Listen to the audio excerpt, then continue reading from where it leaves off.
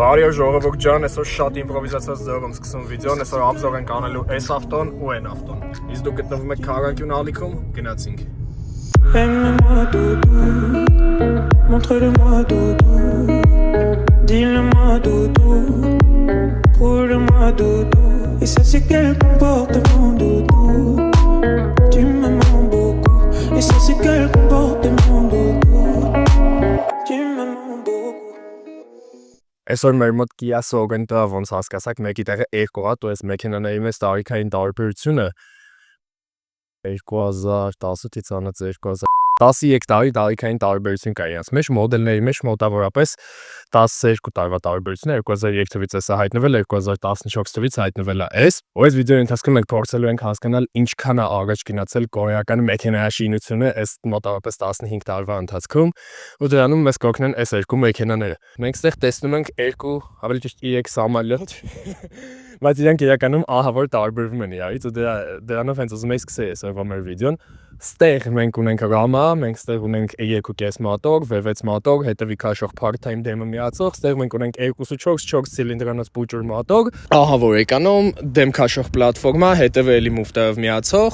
ու տենում ենք այն ինչ որ վիզուալ հստակ երևում է մեքենաների բոյերի տարբերությունը, ոնց որ մեծ աղբեր, փոքր աղբեր, բայց այդ ամեն ինչը կտրուկ փոխվում է, երբ որ մենք մեքենայի կողքերին ենք նայում, ավելի կոնկրետ ստեղ կգրեմ, գրեթե 30 սանտիմետր ավելի երկար է սրանից, ու մի փոքր էլ ավելի լայն է, ինչ որ մեզ տալիս է երրորդ ռյադ նախև առաջինը ու երկրորդը մի հատ կոնկրետ ահռելի սալոն, իշ մեծ է, չէ, այս ավտոյի դռները, լսնաս չափը նայի խոսքի։ Ու այդ ինչի համար է այդ ամեն ինչը, որ այստեղ ով ասես թե տեղ չանի։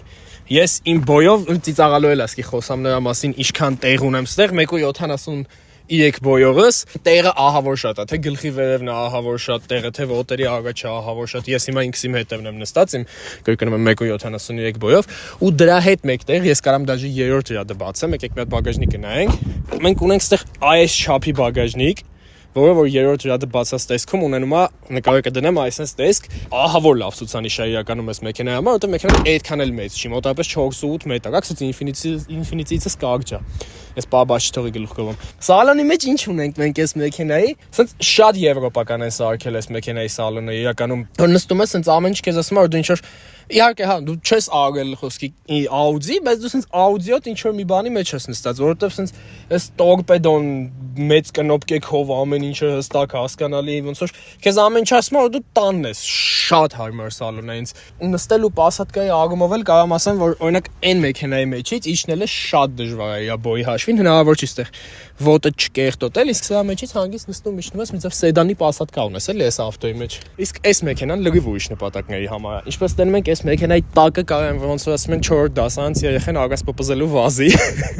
Դա պայմանավորված է նրանով, որ երբ որ Kia-ն ստեղծում էր իր Sorento-ն ու ուզում էր մտնել ամերիկական շուկա, իրան պետք է ինչ որ մի բան, որը ինքը կարա շուկան գրավի, ու այդ մեքենայի off-road խարակտերիստիկաներն էր։ Չնայած նրան, որ ինքը ամբողջական off-road մեքենա չի, այսինքն UAZ Patriot չի օրինակ, ինքը այնուամենայնիվ ունի շատ լավ անցունակության մակարդակ, խրում են ցեխերի, փոսերի մեջ, ինչ ասես թե չեն անում այս մեքենային, ինքը թքած ունի, որովհետև մաքսիմալ պրաստոյ ավտոմատ, մաքսիմալ պրաստոյ Mitsubishi Pajero Sport-ի մոտոր այս մեքենայի մեջ, ինչ որ մեզ տալիս է ահավոր լավ անցունակություն։ Դրա մասին խոսում է նաև այս մեքենայի տեսքը։ Նայում ես իրավար, ասում է ես 2000-ականներից եկած եմ, sense կեսա Lexus RX-ա, կիսա GX-ա, հա, եւ GX-ին էլ է, չէ՞ նման։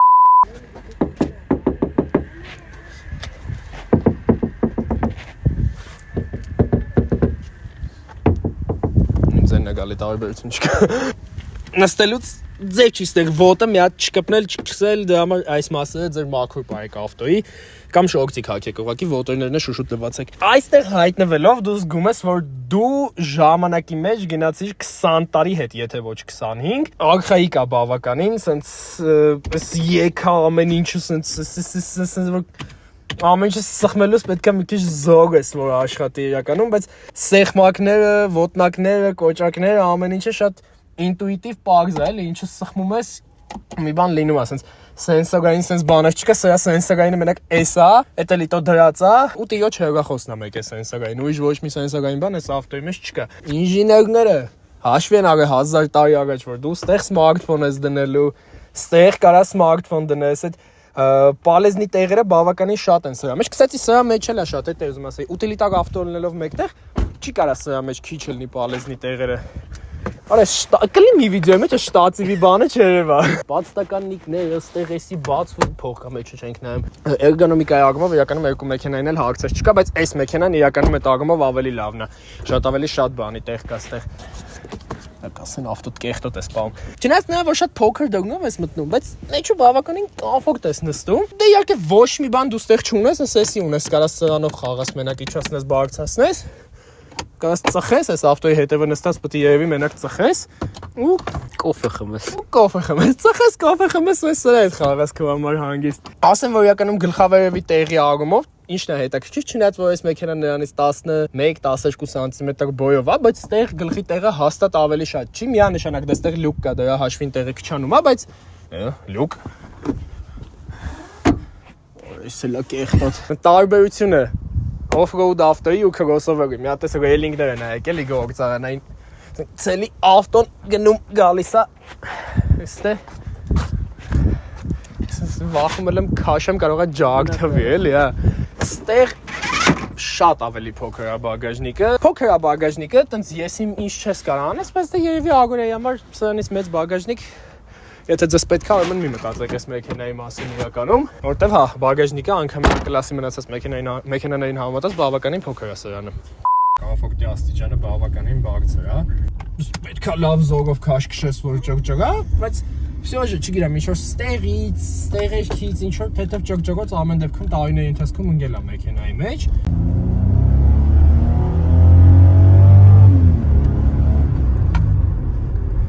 Վատը չի դինամիկան իրականում, ինչն է հետաքրքիր, սա դեքանզի բավականին մեծ աբյոմով մատոկան ներքևի աբագոտներից լավ սկսում է քաշել, այսինքն kick-down-ը որպես այդպիսին, հա, որ կտրուկ պերեդաչան ներքև է իջացնում, երբ իրան հզորություն չի հերիքում, քաղաքում դուք շատ ուշ եք իրան հանդիպելու,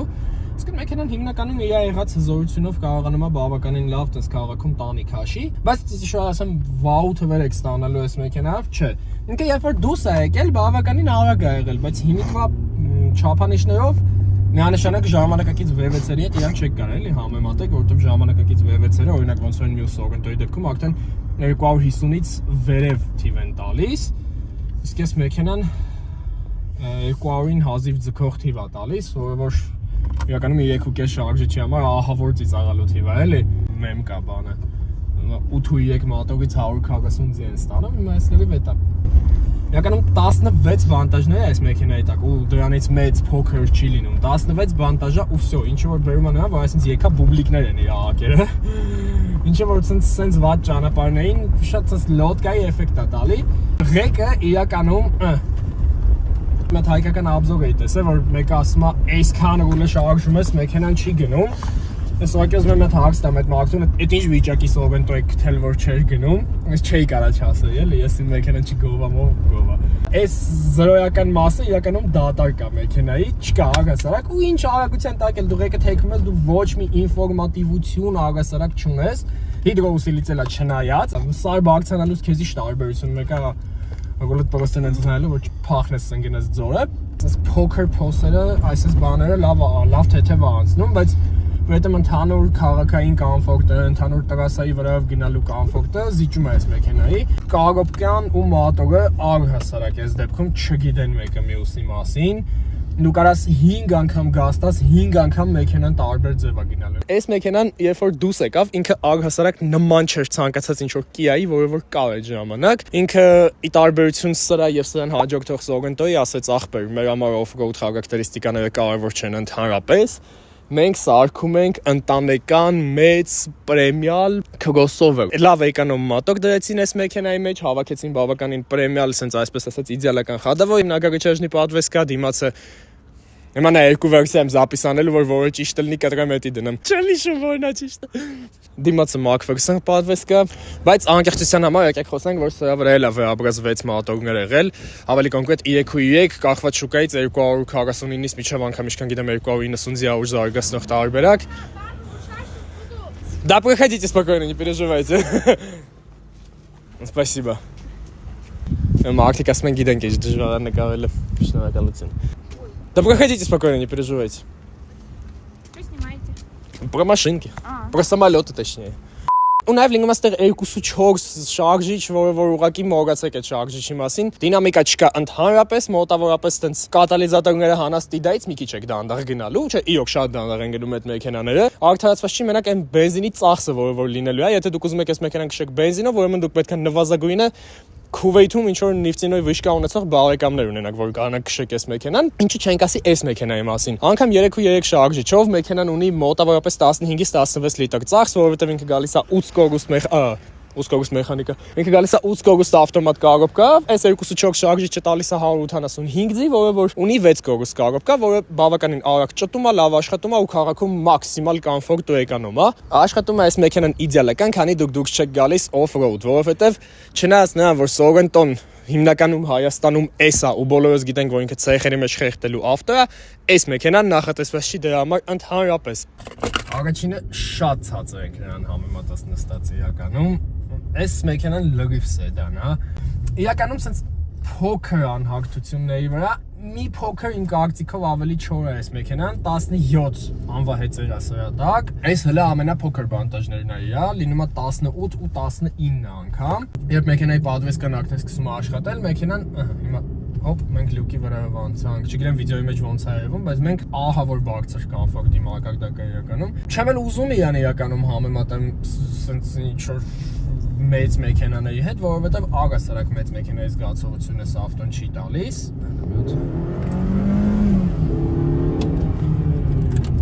Տորմուզներ ունենք մենք։ Անից շատ է դուր գալի որ մենք տորմուզներ ունենք այս ավտոյով։ Կառույցը շատ արագ է աշխատում իրականում crossover-ի համար, այս մեծ մեքենայի համար։ Սկսում ես միանգամից դզգում ես այս մեքենա իրականում sport ռեժիմում չենք։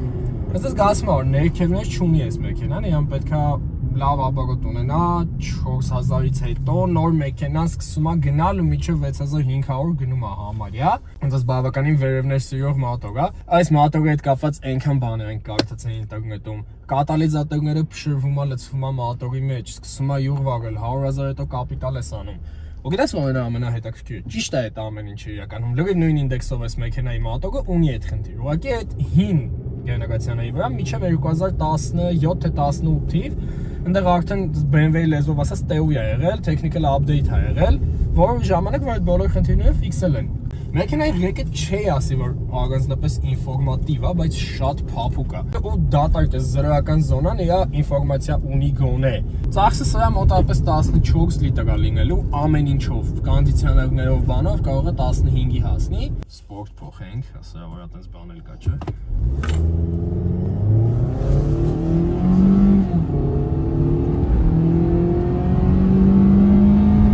Ժամանակները փոխվել են։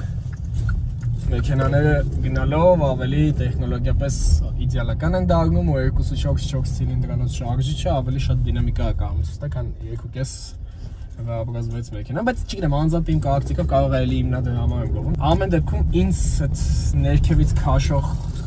պահը ունենալը ավելի հաճելի է, քան ուղղակի ինչ-որ դինամիկա ավելի լավ թվերցնել եւ դա պատճառը թե ինչի ես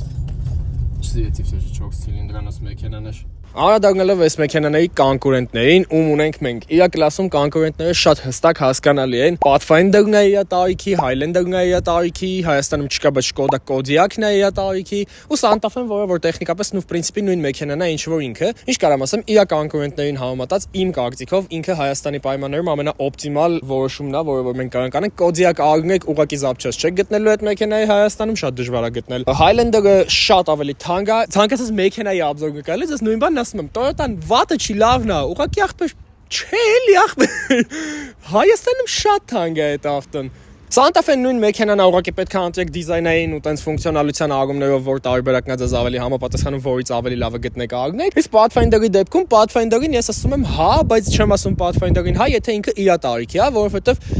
այս տարիքի Pathfinder-ի մեջ դրել են վարիատոր կառույցը։ Երբ որ դու ունես 2.4 մոտորով Nissan Rogue կամ Rouge, ոնց որ սա կոմենտների գրում են, չէ, ժողովուրդ, Rogue-ը, մտեք Nissan-ի օֆիցիալ սայթում նայեք, այդ անտերի անունը Rogue-ը։ Կոմենտների կեսը գրում են Rogue-ը Rouge-ը, մյուս կեսը գրում են որ չեմ կարող ասեմ։ Դե մի նորմալ ախպեր է։ Մենք է տենց ենք ծնվել։ Իսկ լրիվ ուրիշ է, երբ որ դու ունես 2 տոննանոց մեքենա 3.5 մոտորով, որը վու անելու համար այդ մեքենաները չեն դիմանում առհասարակ, բայց եթե ուզում եք վարատորի մասին իմ կարծիքը ավելի մանրամասն լսեք, այստեղ միտեղ վիդեոյի բանը կբարձրանա այդ պատկասկեն, գնացեք նայեք վիդեոն։ Իսկ այս մեքենայի կոնկուրենտները իրականում հին մեքենաների դեպքում կոնկուրենտ գտնելը շատ դժվար է, որովհետև գնային ագումով X5-ն է, ML-ն է, բայց X5-ն ու ML-ը առհասարակ սրա հետ ոչ մի կապ չունեն։ Իսկ այն մեքենան, որի հետ կապ ունի, կամ UAZ Patriot-ն է, կամ Lexus GX-ն է, որովհետև Lexus GX-ն ու Patriot-ը իրենց խադավայր խարակտերիստիկաներով մոտավորապես նման են, բայց եթե Patriot-ը լրիվ տաբուրետկա է, իսկ GX-ը business տաբուրետկա է, ինքը ասած միջին տաբուրետկա է այս մեքենան, նախատեսված է այտենց